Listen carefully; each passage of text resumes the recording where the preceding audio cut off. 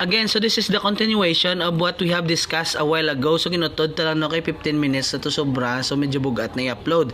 Again, ethics in research means no ang consideration nga ginahatag mo sa imo nga subject of inquiry or ang tao lang nga respondent sang imo nga research. So you have to make sure when you conduct a research na sa isa ka tao or isa ka community hindi at stake ang ilang safety, ang ilang dungog no, ilang kahuyanan, hindi lang sila mag-cause sang too much negative effect ang imo nga ginkandak nga research sa ila. So amo nang baltaga himo kita sang waiver na to allow ang aton nga mga respondents nga may full knowledge kag consent sa aton ginakandak nga research. So that is ethics in research. So budlay na siya nga consideration because dapat mag-come up sa ginatawag nga negotiation kag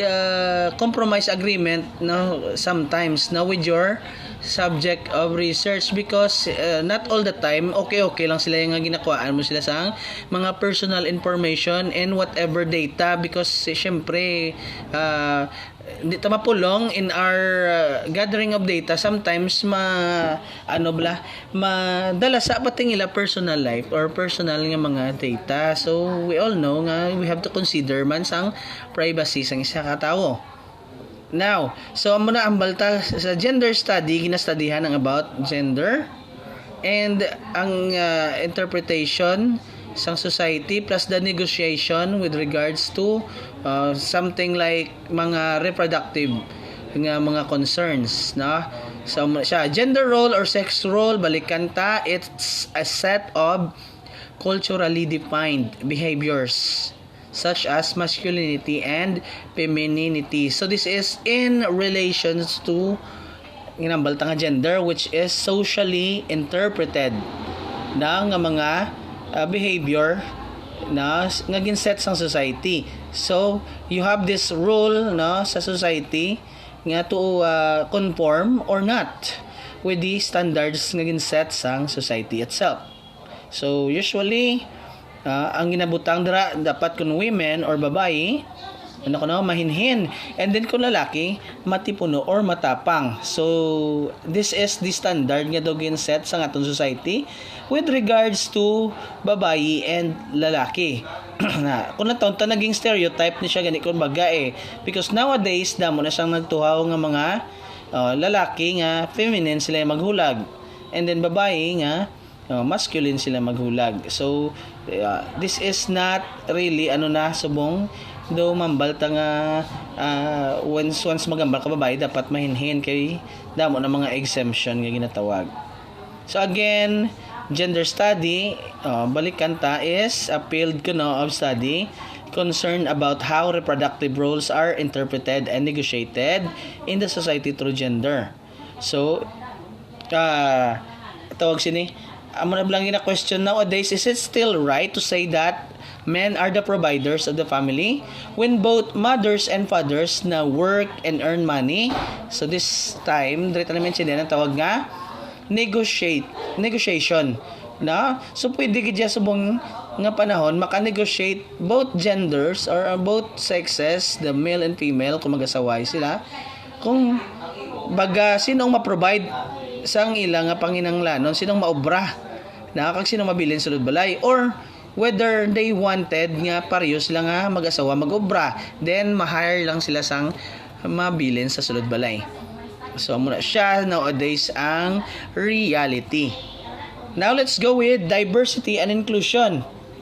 So ambal gani diri because gender gani is socially constructed so as gender roles. So gender roles are socially constructed and are not something that we are born with, meaning hindi siya natural ang gender roles nga ginatawag or ang gender because it is socially constructed, meaning pagkabata taya matik yang aton yung nga is male and female pero wala pa ta sang gender or gender roles because wala pa tayo buot. It is the society nga may mga panimuot na ang construct sa ginatawag nga rules ni siya or mga standards of behaviors nga dapat sundon sang babae or lalaki.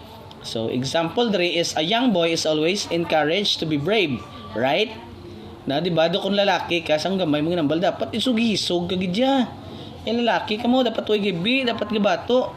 No, to play rough, to be loud, and not to show signs of weakness such as crying. Aring very gino common nga maano ta. Ibi ka ano ka agi, ibi ka talawit, ibi ka ano ka hindi laki.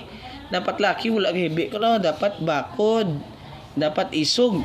Nga muna siya ang stereotypical nga ginahatag nga role para sa lalaki. And then kung babae ka, gina-discourage ka naman sa pagiging rough parehas ang lalaki.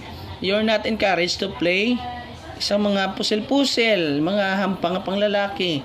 Hindi ka pwede maging boisterous or loud. No, kay babae ka, no, iskandalosa karon sa imo.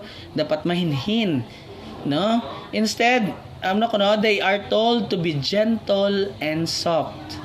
Amo na siya sa gender role ang gin set nga standard ni society na so amo nang namat-anta na but because of gender study nakita ta nga not all the time these are the cases. There are cases wherein na both babae kag lalaki nag differ or shall we call it violate some norms.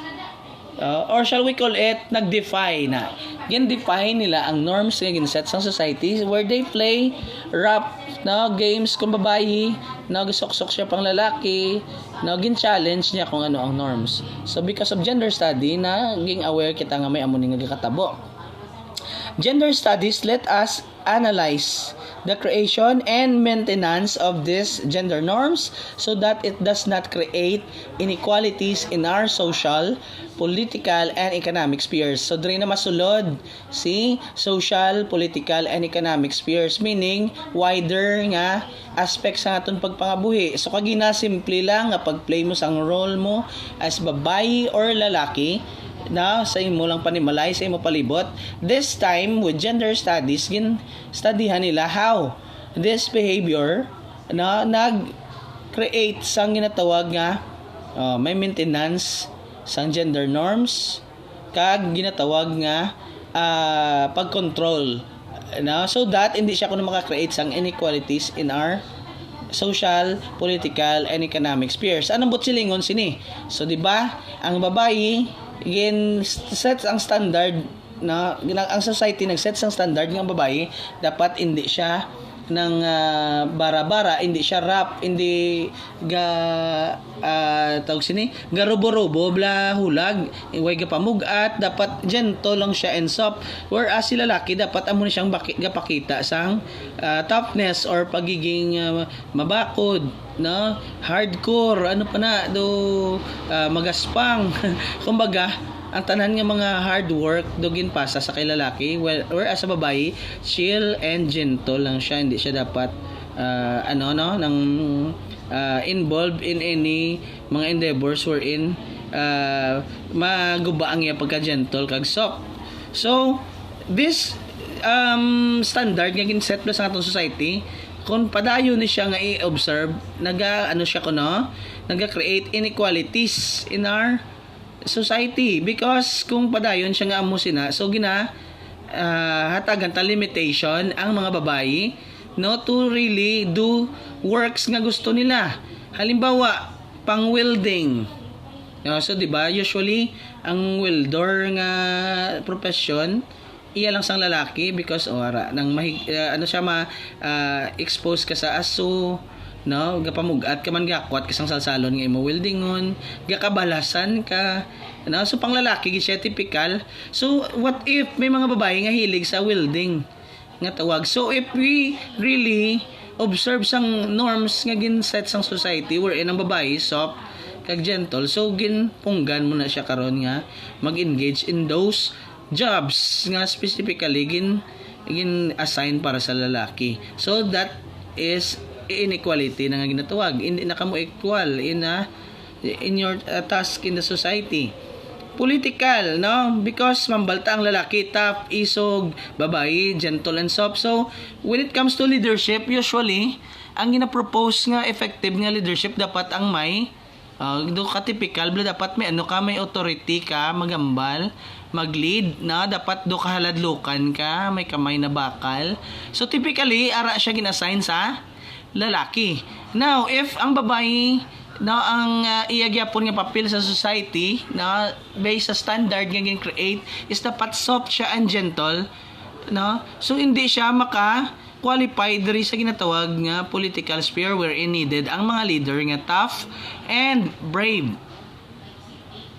So amo na siya nga ginstudihan ni para makita ta nga dapat amat-amaton kuno i-break ang cycle sa ginatawag nga paghatag tag or tawag sini pagset sang very standardized nga behavior sa babae kag sa lalaki so that madula ni ang inequality sa aton society. Kay kon amo na nagyapon magpadayon nga dapat kung babae ka amo kani, kung lalaki ka dapat amo kasi ni. So may limitation with regards sa ila endeavor sa society. Ginalimitan mo ang tao nga maghimo sa mga gusto niya nga bagay. Halimbawa, lalaki, kay kung mo dapat hard ka, hindi ka nang dapat siya magpangmulbos. Hindi ka dapat magpaputi, dapat gipainit ka. So, what about ang mga tao nga gusto nila ya hindi magpainit? So, ginlimitahan mo na karon ang ilang gusto because lang sang standard nga gin-create sang society. So, amo lang na siya ang ginastudihan, ginapokusan sang gender studies. Now, let's go with tapos na ta diri, tapos na ta sa aton nga nga topics. Again sa ethics tapos ta naman na again balikan ta si wait lang gida.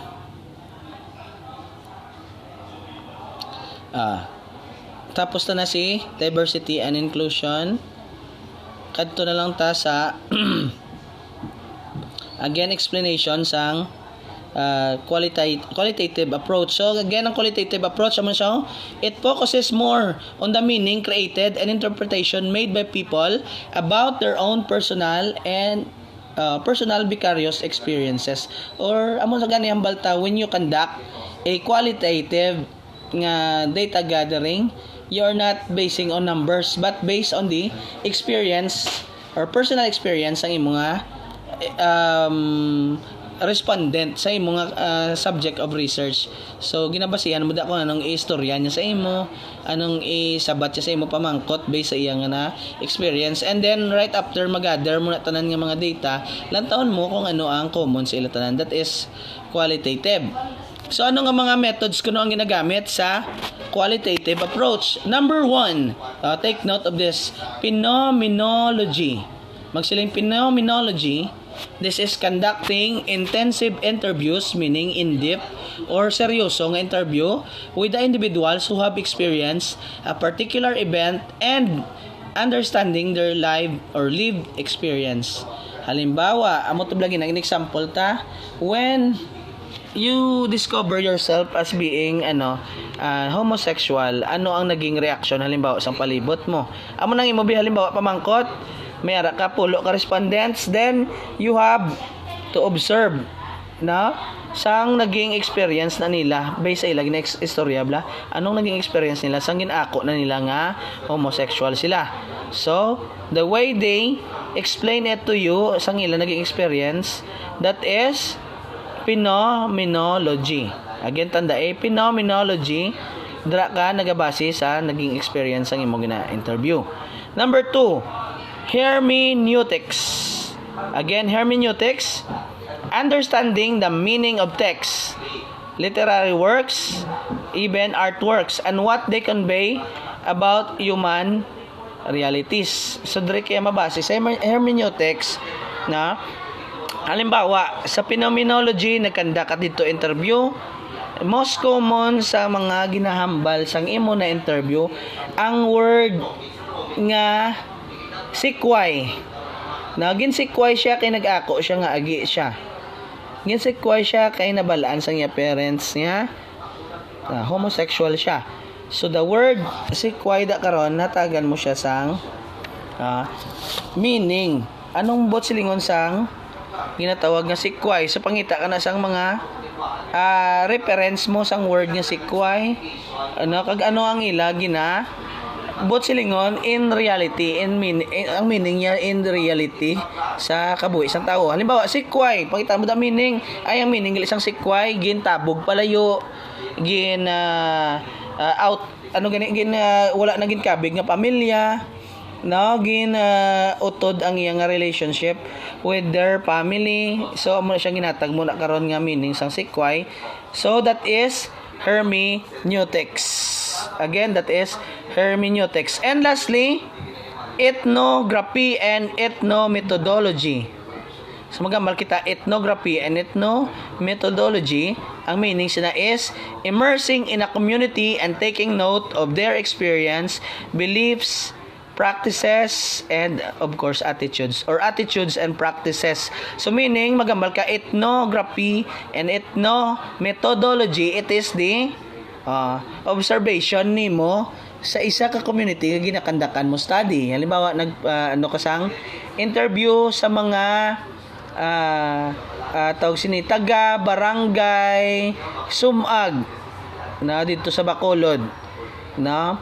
So studyhan mo na ang ilang way of life dito nga although taga Bacolod sila pero lain ginaya may makita ka nga kinalain sang mga taga barangay Sumag versus other barangay. So ma-immerse ka or ma-star ka dito like 1 month na 2 months para ma-observe mo gid ang ila dito nga norms, ila nga pagginawi as taga barangay Sumag, ang ilang mga pagpati dito, ilang mga practices. That's how you come up with ethnography and ethnomethodology. Okay? So, dili lang ta kutob sa aton nga next slide para matapos na ni siya. Dili ta kutob sa ethnography and ethnomethodology.